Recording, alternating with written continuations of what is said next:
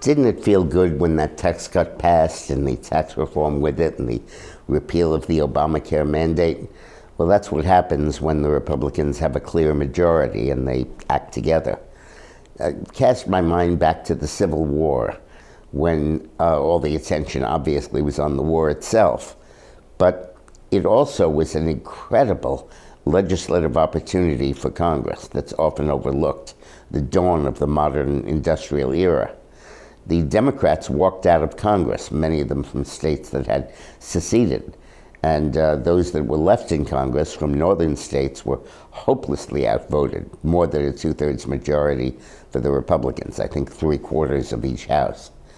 And it permitted the Republicans to pass the Whig Republican legislative agenda that had been kicking around for 30 or 40 years, stymied by Democrat suspicions about big government and the underlying suspicion of technology and industry that the party received from Thomas Jefferson at its founding, the belief in yeoman farmers, subsistence farming, not in industrialization. And now that the Democrats were gone, the Republicans could legislate the stuff to their heart's content. And in this session, these two sessions, they passed the Transcontinental Railroad. Previously, it was hung up on what route to take, a southern route or a northern route. And they voted for the northern route, of course, and it was completed. The Homestead Act that gave everybody 160 acres and a mule on federal lands, that opened up the West to massive development.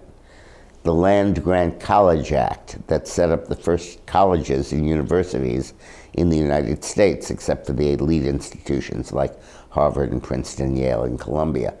But there were 70 land-grant colleges that were formed as a result of this legislation. It set up a high tariff which permitted American industry to develop. The South, which depended on foreign trade in cotton, had opposed the tariff and had threatened to leave the Union over it. It was one of the causes of secession. But behind a high tariff, American industry could and did flourish. They set up a national currency. Previously, state currencies were used that gave the economy a sound basis. And they set up a national bank to issue the currency. Again, the foundation of our current capitalist system. It was an extraordinary period of legislation in which they got everything they wanted to do done. Let this be an inspiration to today's Republican Party.